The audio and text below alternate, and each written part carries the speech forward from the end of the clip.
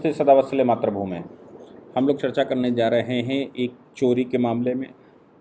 अब चोरी मतलब जो देश चलाना चाहता है, जो देश को का प्रधानमंत्री बनना चाहता है, जो देश के कानून को नहीं जानता क्या वो देश का प्रधानमंत्री बनने लायक है, जो ये नहीं जानता कि कौन से मामले को चोरी कहा जाता है और चोरी की परिभाषा क्या है।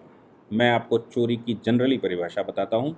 जब कोई व्यक्ति इस इंटेंशन के साथ कि वो किसी सामान को चुराना चाहता है, एक स्थान से दूसरे स्थान पर अंतरित करता है, तो वो चोरी हो जाता है। अब चोरी बहुत सारे चीज़ों की, चोरी फिज़िकल चीज़ों की हो सकती है, चोरी नॉन फिज़िकल चीज़ों की हो सकती है, चोरी इंटेलेक्चुअल राइट्स की हो सकती है, चोरी स्कीम की हो सकती है, चोरी प्लान की हो सकती है, चोरी इंटेलेक्चुअल प्रॉपर्टी राइट की हो सकती है। चोरी बहुत प्रकार की हो सकती है। आवश्यक नहीं है टेंजिबल हो, आवश्यक नहीं है इंटेंजिबल हो। टेंजिबल इंटेंजिबल दोनों हो सकते, कुल मिलाकर दिखने वाली चीज़ों की चोरी, कुल मिलाकर उठने वाली चीज़ों की चोरी, कुल मिलाकर एक स्थान से दूसरे स्थान पर स्थानांतरित करने वाली चीज़ों की चोरी, और जो और भी ब्रीच ऑफ ट्रस्ट जिसको कहते हैं, या हम न्यास भंग जिसको कहते हैं, या फिर हम एक्सटॉर्शन कहते हैं, या कुछ और कई डेफिनेशन हैं। उन सब डेफिनेशनों में जो प्रॉपर्टी है वो property after all stolen property कही जाती है, यानी कि चोरी की संपत्ति कही जाती है।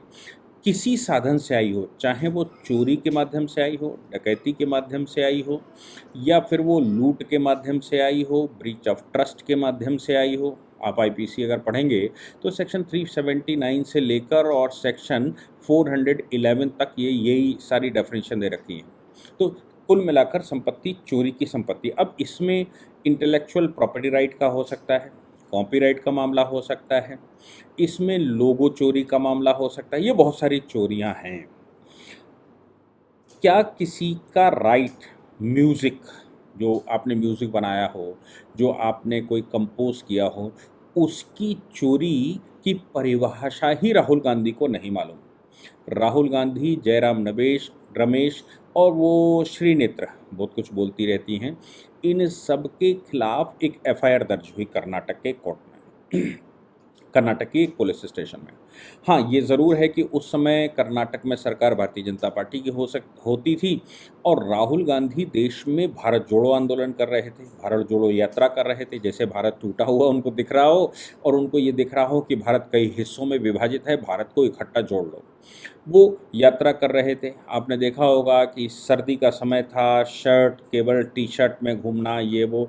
अपनी बहन, सगी बहन प्रियंका गांधी को किस प्रकार से वो इंटीमेट हो रहे, मतलब किस प्रकार से वो उनको प्यार कर रहे थे, ज़बरदस्ती प्यार कर रहे थे। मतलब ये भाई बहन का प्यार हो सकता है।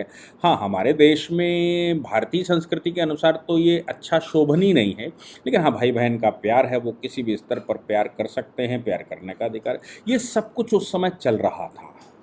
और उसी समय केजीएफ नाम की एक मूवी, जो हम सब ने, बड़ा हिट मूवी हुई थी ऐसा लोग कहते हैं, केजीएफ नाम की एक मूवी का एक सॉन्ग, वो राहुल गांधी, मतलब वो उसके रूप में दिखाया गया था। मैं कहूँ कि आइकन के रूप में, कि राहुल गांधी चल रहे हैं, लोग उनके साथ जुड़ रहे हैं, और पता नहीं क्या क्या हो रहा है, और उसके पीछे केजीएफ मूवी चैप्टर 2 का एक सॉन्ग चल रहा है। तो जयराम रमेश, सुप्रिया श्रीनेत्र, राहुल गांधी, इनके सबके खिलाफ कंपनी ने जो उसकी म्यूज़िक राइट रखती थी, जिसके राइट्स की चोरी हुई थी, उसने एक मुकदमा लिखवा दिया।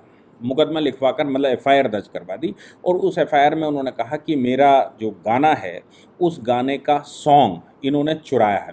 केवल उन्होंने जो कहा कि केवल एक सॉन्ग नहीं चुराया है, इसके अलावा बहुत सारी चीज़ें और भी निकाली हैं।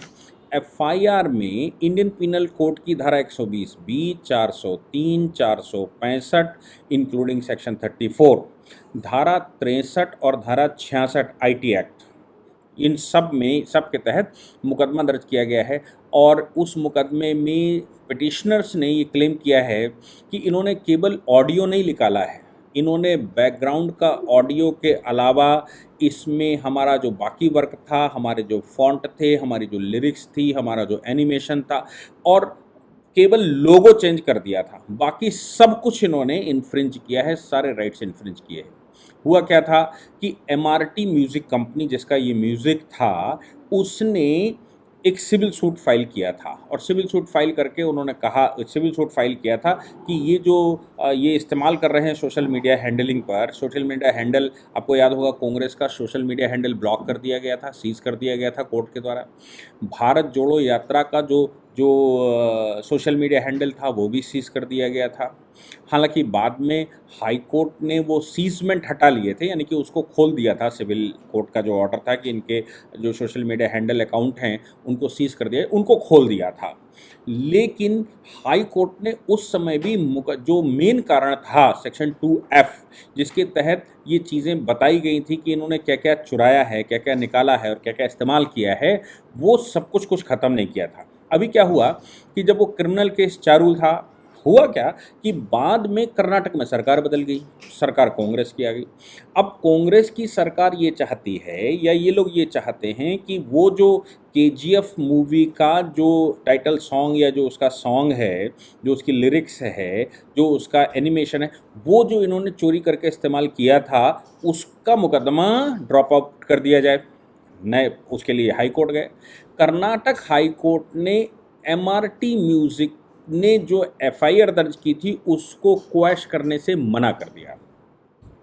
अब इनके वकील ने, राहुल गांधी के वकील ने जो आर्गूमेंट किया वहाँ पर, उस आर्गूमेंट में उन्होंने कहा कि साहब जिस सेक्शन 63 की बात कर रहे हैं या जिस सेक्शन 66 की बात कर रहे हैं उसमें ये लिखा हुआ है कि नोइंगली इन्फ्रिंजमेंट, मतलब सेक्शन 63 को ये बता रहे हैं कि knowingly infringing copyright but there is no whisper of that in the complaint.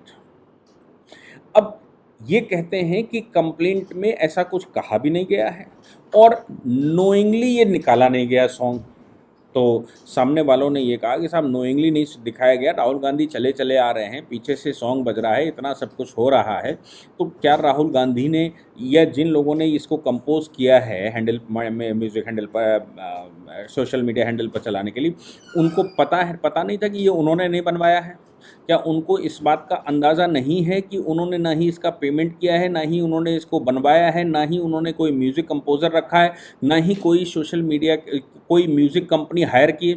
अगर आपने नहीं किया है और आपने किसी का सॉन्ग इस्तेमाल किया है तो क्या उनको ये पता नहीं था कि ये सॉन्ग का मामला जो है भारत में कॉपीराइट का मामला बनता है, भारत में ये सॉन्ग्स किसी का अधिकार होता है, भारत में ये सॉन्ग्स का किसी का प्रॉपर्टी राइट होता है, भारत में कुछ अधिकारों का मामला यहाँ पर फंसता है? अगर इनको जानकारी नहीं थी तो कमाल की बात है।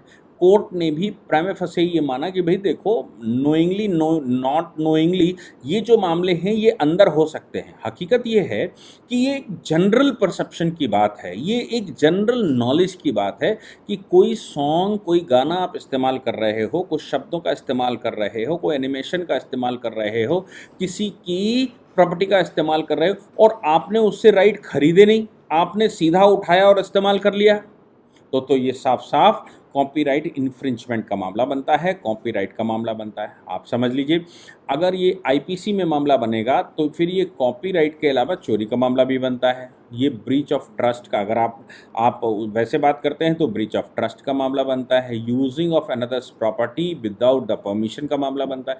ऐसे बहुत सारे मामले इस पर बनकर आते हैं।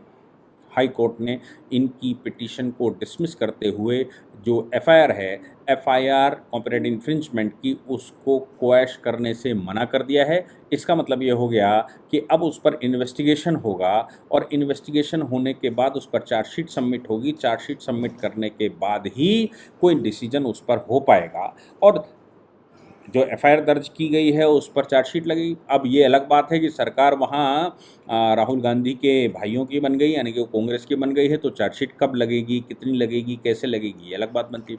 अगर ऐसा नहीं होता है तो फिर निश्चित रूप से मुझे लगता है कि केजीएफ का जो एमआरटी कंपनी, म्यूजिक कंपनी है, वो मामले को कहीं और ले जाएगी। मामले को कॉपीराइट के मामले में कॉपीराइट डिपार्टमेंट को ले जाएगी, या जो भी उसकी ऑथेंटिकेटेड अथॉरिटी होती है उस पर ले जाएगी। और ये मामला तो इन्वेस्टिगेशन का बहुत कुछ है नहीं, एफआईआर जरूर दर्ज हुई है, बहुत कुछ है नहीं, सबको सामने प्रत्यक्ष है, इसलिए ये मामला सीधा भी ट्रायल पर जा सकता है। लेकिन बात तो ये आती है कि हम प्रधानमंत्री बनने का ख्वाब देख रहे हैं और हमको भारत के सामान्य नियम नहीं मालूम, हमें भारत के सामान्य कानून नहीं मालूम, और हमें भारत के लोगों के अधिकार नहीं मालूम, हमें भारत का जो व्यवस्था है वो नहीं मालूम। तो फिर हम कैसे प्रधानमंत्री बनना चाहते हैं, ये भी बहुत सारी समस्या है। हाँ, ये हो सकता है कि आम आदमी उनको नहीं समझ पाता है, आम आदमी नहीं जान पाता है, आम आदमी के ध्यान में भी वो चीज़ें नहीं आती हैं। लेकिन भाई, आप तो एक बड़ी पॉलिटिकल पार्टी जिसने 10 साल अभी हाल ही में थोड़े दिन पहले ही सत्ता चलाई है, कई राज्यों में आपकी सरकारें हैं, आपके पास तमाम दुनिया भर का एडवोकेट जनरल है, आपके पास तमाम तरह का रिटायर्ड पुराना आपके समय का सॉलिसिटर जनरल है, आपके समय का एडवोकेट जनरल है, आपके समय के अटॉर्नी जनरल हैं, तमाम लोग लीगल फ्रेटर्निटी के हैं। और कांग्रेस तो जहाँ तक मैं समझता हूँ आपकी पूरी सीनियर लीडरशिप वकीलों की ही है, आप वकीलों से ही चलते हैं, सलमान खुर्शीद जैसे बड़े एडवोकेट्स आपके पास हैं, और उसके बावजूद अगर आप ये कहते हैं कि भूल हो गई है या अननोइंगली हमने ये किया है, जानबूझकर हमने ये राइट नहीं तोड़े हैं, तो क्या जानबूझकर किसी को मार बिना जाने किसी को मार देना और बाद में ये कहता है मैं तो इसको जानता भी नहीं हूँ, मेरा कोई इंटेंशन नहीं था, इसलिए हत्या का आरोप नहीं लगता। ऐसे बहुत सारे मामले हैं जिनमें मुझे लगता है कि राहुल गांधी बहुत बुरे फंसे हुए हैं। अब की बार तो जयराम रमेश और श्रीनेत्र भी फंसी हुई हैं। क्या जवाब देंगे इस चोरी के मामले में या कॉपीराइट इन्फ्रिंजमेंट के मामले में, वो आगे भविष्य बताएगा। लेकिन मैं जहाँ तक समझ पाया हूँ कि ये कांग्रेस के लिए एक शर्मसार बात है। जय हिंद, जय भारत, वंदे मातरम।